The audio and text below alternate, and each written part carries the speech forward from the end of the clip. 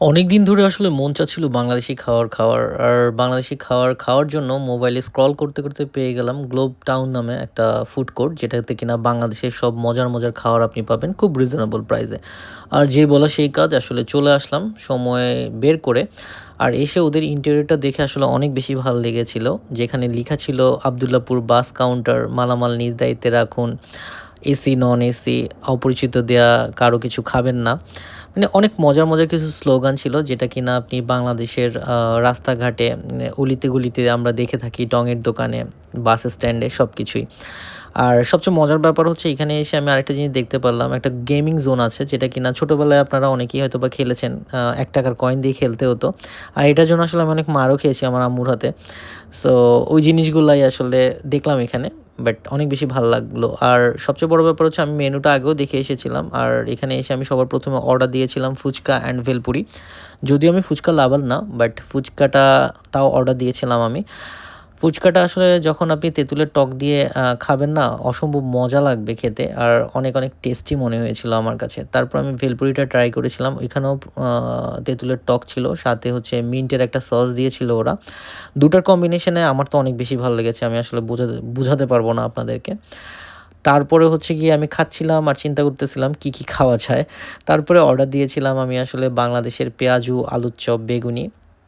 যেটা কিনা দেখতে যেরকম লোভনীয় ছিল, খেতে কেমন হয় সেটাই আপনাদেরকে এখন বলব।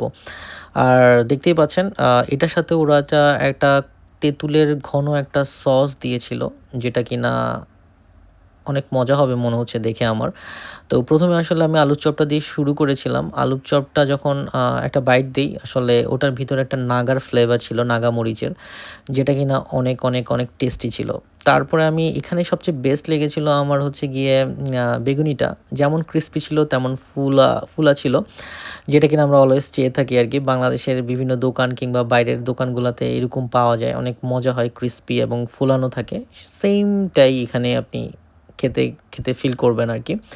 তারপরে পেঁয়াজুটা খেয়েছিলাম। আর ছোট, ছোট যে পেঁয়াজুগুলা হয়ে থাকে আরকি, এই পেঁয়াজুটা আমি আসলে নেভালে খেয়েছিলাম। যখন চিটং গিয়েছিলাম তখন নেভালের পাড়ে এরকম ছোট, ছোট পেঁয়াজুগুলা বিক্রি করে, যেটা কিনা অনেক টেস্টি থাকে। এটাও সেইম টেস্টটাই আমি পেয়েছিলাম। তো সবকিছু তো খেলাম। তারপরেও ওদের খাওয়ার মেনুতে আরো অনেক কিছু ছিল। তো এখন চিন্তা করছি কি করা যায়? এখন হচ্ছে গিয়ে আমি আসলে অর্ডার দিয়েছিলাম। এখানে চাপ ছিল। সো অনেকদিন আমি আসলে চাপ খাই নাই। প্রায় ৪ বছর পর মনে হয় চাপ খাচ্ছি। চিকেন চাপ কিংবা বিফ চাপ ছিল। সো আমি চিকেন চাপটাই অর্ডার দিয়েছিলাম ওদের। সাথে গরম, গরম লুচি ছিল।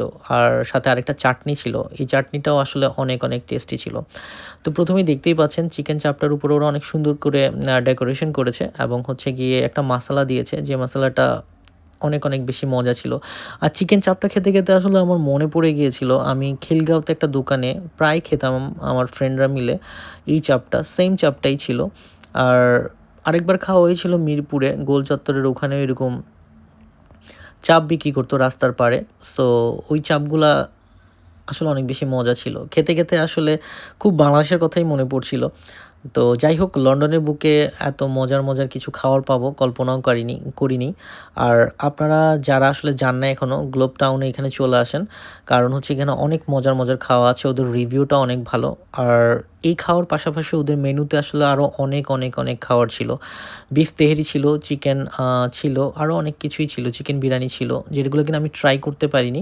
But hope so next time try করব। আর লাস্টে আমি আসলে যেটা খুব ট্রেন্ডি চলতেছে এখন, পোড়া রুটির সাথে গরুর দুধের চা, যেটা কিনা চুবিয়ে আপনি যখন খাবেন না, ট্রাস্ট মি অন্যরকম একটা ফিল হবে। সো আমি তো খেয়ে ফেলেছি। আমার তো অনেক, অনেক বেশি মজা লেগেছে। কোনো আসলে মিথ্যা কথা না, সত্যি কথাই বলছি। ফুডগুলো অনেক, অনেক বেশি মজা ছিল।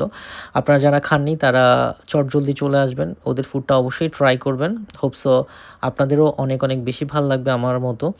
বাংলাদেশের একটা ভাইব পাবেন এখানে। সো সবাই ভালো থাকবেন, সুস্থ থাকবেন। নেক্সট কোন ব্লগে আবারও দেখা হবে।